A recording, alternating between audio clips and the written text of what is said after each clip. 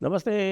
आप सभी से अनुरोध है कि कृपया हमारे चैनल को सब्सक्राइब करें, वीडियो को लाइक करें और हमारे धर्मापड़ा मर्चेंडाइज स्टोर पर अवश्य जाएं। वहाँ 15 तारीख तक चल रही है विंटर सेल, 50% डिस्काउंट।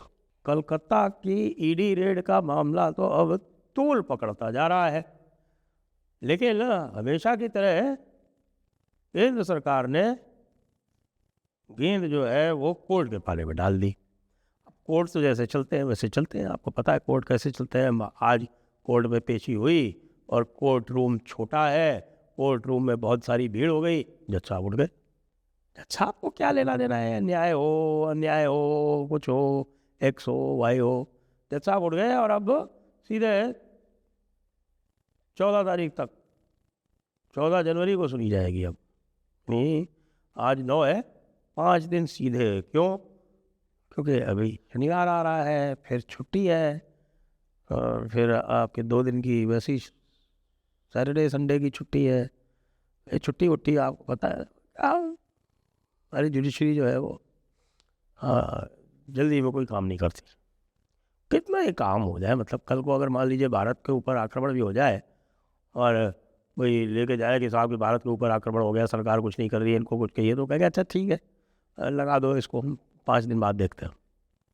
भले 5 दिन में भारत में शत्रु पूरा घुसा है, यही तो हो रहा है ना बंगाल में, और क्या हो रहा है, वो शत्रु पूरा अंदर घुसा हुआ है, लेकिन ना केंद्र सरकार कुछ कर रही है और जो कुछ कर रही है वो ये बल्कि धीरे धीरे, यानी कि अरे भाई किसी को चोट ना लग जाए, और लड़ेंगे ट्रम्प से। जो ट्रम्प देखो आप कैसे क्या रेफ्यूजीज को तो जो कुछ कर रहा है वो कर रहा है, वो प्लेन लोड से भर भर के वापस भेज रहा है, वो कर रहा है। साथ में जो उसके फेवर में आके एजुटेशन करते हैं उनको सीधे गोली मार देता है, और गोली मारने वाले को फिर पूरा तंत्र बचाने में लग जाता है। अब जो भी कल हुआ वो एक ऐसी विचित्र घटना है भारत के इतिहास में कि संविधान निर्माताओं ने कभी इसकी कल्पना नहीं की होगी। संविधान निर्माताओं ने कभी ऐसी कल्पना नहीं की होगी कि कोई संवैधानिक रूप से निर्वाचित मुख्यमंत्री सीधे एजेंसीज के काम में हस्तक्षेप करने पहुंच जाएगा या जाएगी, जहां पर एक रेड चल रही है और उसमें रेड में जाके वहां से कागज पत्र उठा लाएगी। यही तो किया ना कल ममता दीदी ने। ममता दीदी ने ये किया तो अब ईडी जो है उस कंस्पिरेसी में जिसकी उसने एक अपनी जो ईडी की जो एफआईआर होती है वो कर रखी है, तो भाई साहब आपको करना क्या है, आपको कंस्पिरेसी में उस एफआईआर में ममता दीदी का नाम ही तो जोड़ना था। आप वो नाम जोड़ देते कि भाई ये भी अपराधी हो गए, ये उठा के ले गए तो इसका मतलब ये भी अपराधी है। बजाय उसके आप जा रहे हैं, क्या कर रहे हैं कि आप जा रहे हैं कोर्ट के पास और कोर्ट से कह रहे हैं कि साहब इनको इनके ऊपर एफआईआर की जाए। लो कर लो बात,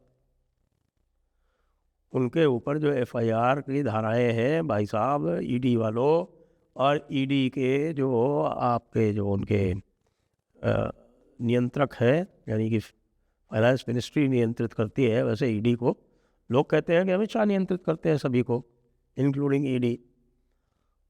जो भी नियंत्रित करते हैं उनको ये नहीं पता कि जो भी अपराध घटित हुआ वो संज्ञेय है या असंज्ञेय है, जो भी अपराध घटित हुआ वो कॉग्निजेबल है या नॉन कॉग्निजेबल है। स्पष्ट दिख रहा है। पीएमएलए का मामला चल रहा है, पीएमएलए के मामले में सबूत इकट्ठा करने के लिए आप रेड कर रहे हैं ईडी वाले, और जो आप सबूत इकट्ठा कर रहे हैं उसमें अचानक कोई एक और पक्ष प्रकट हो जाता है और वो सबूत लेके भाग जाता है। तो सीधे सीधे भाई षड्यंत्र का मामला बन गया ना। 120 भी लगाओ, नाम डालो, और उसके बाद फिर यदि आगे की कुछ और कार्रवाई करनी हो तो सेंट्रल फोर्सेस बुलाओ, प्रेसिडेंट्स रूल लगाओ, और प्रेसिडेंट्स रूल इस समय लगाओगे तो जनता तो आपके साथ ही आएगी ना। अब बार बार इनको जो है वो गलतफहमी हो जाती है कि नहीं साहब हमने प्रेसिडेंट रूल लगा दिया तो जनता विरुद्ध में आ जाएगी, जो विरोध में आ जाएगी, ममता जी को सिंपैथी मिल जाएगी, सहानुभूति मिल जाएगी। पिछली बार भी आपने इसी कारण से प्रेसिडेंट रूल नहीं लगाया था, फिर क्या हुआ, 77 सीट पे अटक के रह गए। और वो 77 में से भी पता नहीं कितने जो है वो दूसरी तरफ चले गए, वो 77 तो नाम के ही रह गए। बेसिकली तो आपके पास मुश्किल से 65 लोग रह गए थे, बच गए थे। बाकी को तो ममता जी ने कब्जे कर ही लिया था। तो अभी जो दिख रहा है वो बड़ा कोई शुभ नहीं दिख रहा है। नहीं, ममता दीदी ने एक बार फिर ये दिखा दिया कि भाई जीवट तो ममता दीदी में ही है, और केंद्र सरकार हमेशा की तरह कभी कोर्ट के पीछे छुप रही है, कभी कानूनों के पीछे छुप रही है, और कभी इधर छुप रही है और कभी उधर छुप रही है, कभी निंदा कर रही है, कभी भर्त्सना कर रही है, कभी ट्वीट कर रही है और कभी मीम्स बना रही है। ममता दीदी को ट्वीट्स और मीम्स और निंदा और भर्त्सना से आप नहीं हरा सकते। उसके लिए आपको सड़क पर उतरकर संघर्ष करना पड़ेगा, जैसे कि ममता ने लेफ्ट के विरुद्ध किया। ये समझ में ही नहीं आ रही। सारी पावर होते हुए भी आज तक एक बाइंडिंग डायरेक्टिव इशू नहीं हुआ है पिछले 12 साल में। 12 ही साल कहूँगा, हो जाएगा 12 साल अभी कुछ ही दिनों में, 4 महीने की बात और है। 12 साल में जो सरकार एक भी बाइंडिंग डायरेक्टिव, सारे उल्टे पुल्टे काम करने वाली राज्य सरकारों को नहीं इशू कर सकता, सरकार के बारे में क्या कहा जाए। इसी तरह से चलते रहेंगे, फिर हारेंगे, फिर कहेंगे कि साहब कि बड़ा गलत हुआ, और उसके बाद जो लोग भी इनके बिहाफ पे खुल के सामने आए हैं उनके साथ मारपीट होगी, हत्याएं होंगी, बलात्कार होंगे, और फिर से ममता दीदी को बधाई दे देंगे प्रधानमंत्री जी। ये जो कुछ भी ममता ने कहा है, ममता ने किया है, वो बिल्कुल जानबूझ के किया है। और ममता साफ साफ कह रही है कि हिम्मत हो तो प्रेसिडेंस रूल लगा के दिखाओ। पता नहीं लगा सकते ये लोग, नहीं लगा सकते। कलेजा चाहिए उसके लिए, और कलेजा कहाँ से आएगा। अभी नीचे कमेंट आएंगे इसके, मैं बता देता हूँ क्या कमेंट्स आएंगे। वो कमेंट्स आएंगे, हाँ तुम उनसे ज़्यादा जानते हो। हाँ मैं उनसे ज़्यादा जानता हूँ, कॉन्स्टिट्यूशन और कानून मैं उनसे ज़्यादा जानता हूँ। और बोलो, बहस करवा लो कभी। जो लोग भी ये लिखते हैं स्वयं बहस कर लो कभी आके ओपन में, या जिनके आप फेवर में कह रहे हो उनसे बहस करवा लो। मैं कॉन्स्टिट्यूशन भी जानता हूँ, एडमिनिस्ट्रेशन भी जानता हूँ, और कॉन्स्टिट्यूशनल पावर्स अगर आप इन्वोक नहीं करेंगे तो अगला तो निरंकुश हो के जंगल में विचरेगा कि हाँ ये मेरा जंगल है, आके देखो इसमें, बताते हैं तुमको। आप कुछ कर ही नहीं रहे, हल्की फुल्की दिखावे की कार्रवाई करके कि हाँ हम जो है वो लड़ाई कर रहे हैं, हम ग्राउंड पे हैं, हम ये हैं, हम वो हैं। कुछ नहीं, ज़ीरो इम्पैक्ट। ये बहुत ही नेगेटिव जा रहा है अब सरकार के, केंद्र सरकार के और बीजेपी के। बिल्कुल ऐसा दिख रहा है कि भाई बीजेपी में दम नहीं है, बीजेपी में हिम्मत नहीं है, और इसलिए कोई अगर मर्द है यहाँ पे तो वो केवल ममता दीदी है। ममता दीदी कहीं से भी जाके शेर के मुंह से जाके और निवाला छीन सकती है। ऐसे लोगों को पसंद करती है जनता, कितने ही झेल रही हो।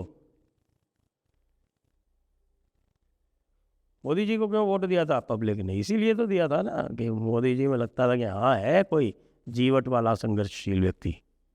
इसी तरह से बंगाल में ममता की छवि है, वो छवि नहीं तोड़ोगे आप, कुछ नहीं हो सकता। उसके दो ही उपाय हैं,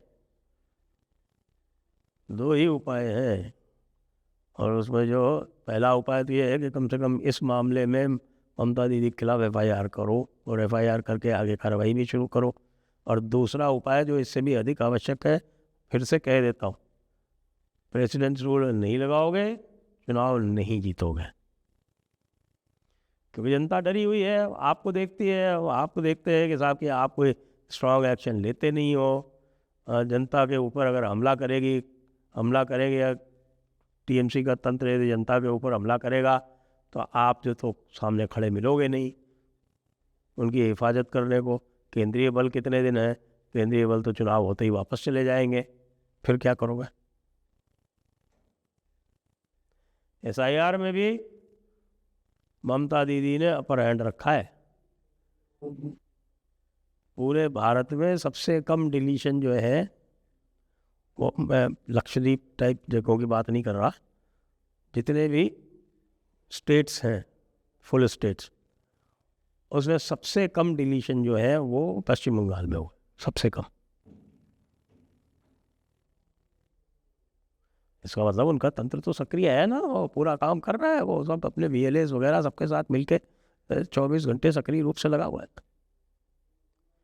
तो ये राउंड तो भाई, आज की कोर्ट की कार्रवाई 5 दिन टल जाने के बाद में, ये पहला राउंड, ये जो पहला राउंड है, ये ममता दीदी को गया। जय हिंद, जय भारत, वंदे मातरम।